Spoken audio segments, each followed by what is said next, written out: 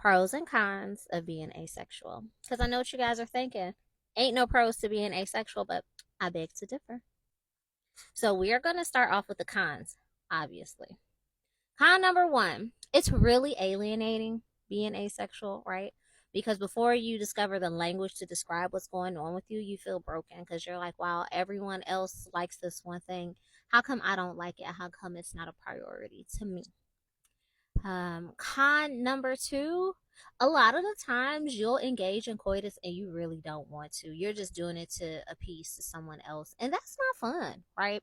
That is really problematic because it subconsciously associates that act with something that you really don't want to do. So I don't really encourage engaging in coitus when you don't feel like it as an asexual.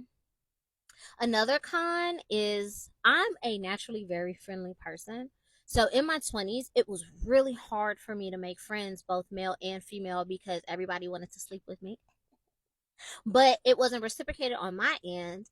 And I used to make the assumption that everybody was operating with the same baseline that I was. And that is that when we would interact, it was solely based upon friendship. And I had to learn that that is not the case. I had this one ex, and she would always get mad at me for making new friends because she would tell me, like, they are not your friends. They want to sleep with you. And I didn't believe her at the time, but she was right. Some people just wanted to sleep with me. So I had to get real comfortable enforcing boundaries and setting clear lines between romantic relationships and platonic relationships early on.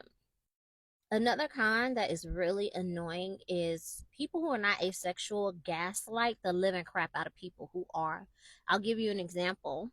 I used to have this glucose guardian, and when I met her, I told her, hey, I'm only looking for friends right now. I'm asexual, so if you cash out on me, like you're doing it because you want to, don't expect anything in return because I'm not sleeping with you in exchange for money and gifts or whatever. And she was cashing out, and then one day she accused me of not wanting to be with her. She was like, you're not really asexual. You just don't want to be with me. It's probably because I'm fat and you're not attracted to my body. And in my mind, I'm like, no, girl, it's because you have a mood disorder, but whatever. I'm so sorry this video is long, but now on to the pros of being asexual. Coming in strong, I have a lot of free time for activities because I don't spend a lot of time engaging in coitus. Another pro that I really appreciate is I haven't engaged in coitus with someone that I can't stand just for the sake of having an itch scratched. And to my knowledge, I haven't been used for coitus because you can't get used for that when you don't like to engage with that and you make it painstakingly apparent that you're not going to engage in that. Another pro, I understand the importance of establishing multiple types of intimacy in relationships. So I feel like my relationships, they have a very strong foundation because I don't base it on sexual attraction and coitus.